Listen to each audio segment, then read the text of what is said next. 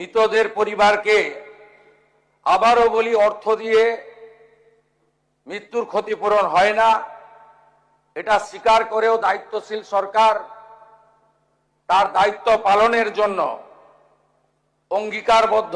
10 লক্ষ টাকা করে আমরা মৃত পরিবারকে আমরা আর্থিক সাহায্য এবং গুরুতর আহতদেরকে আহতদের সকলকে 1 লক্ষ টাকা করে আমরা ক্ষতিপূরণ দেওয়ার ঘোষণা করছি।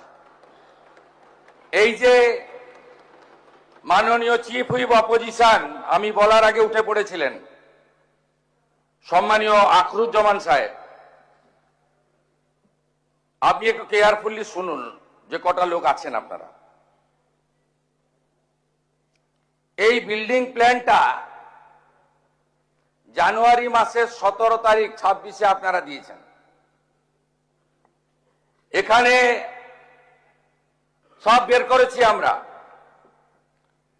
আপনাদের পাপের ফল। সব জায়গায় টাকা নিতে নিতে এই সিটি অফ জয়কে এবং বৃহত্তর কলকাতাকে মৃত্যুপুরীতে আপনারা পরিণত করেছেন।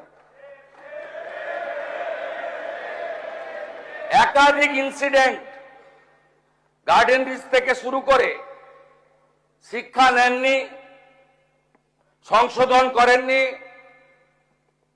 কোন উদ্ধার কার্যে এনডিআরএফ এবং আর্মিকে কোনোদিন ডাকেননি। গার্ডেন রিচে ধ্বংসস্তূপে আপনার জেলা মুর্শিদাবাদের যারা হাত খুলে মমতা ব্যানার্জিকে ভোট দেয় মুসলিম, তাদের 14 জন চাপা পড়ে মারা গেছিল, একজনকে উদ্ধার করতে পারেননি আপনারা জীবিত।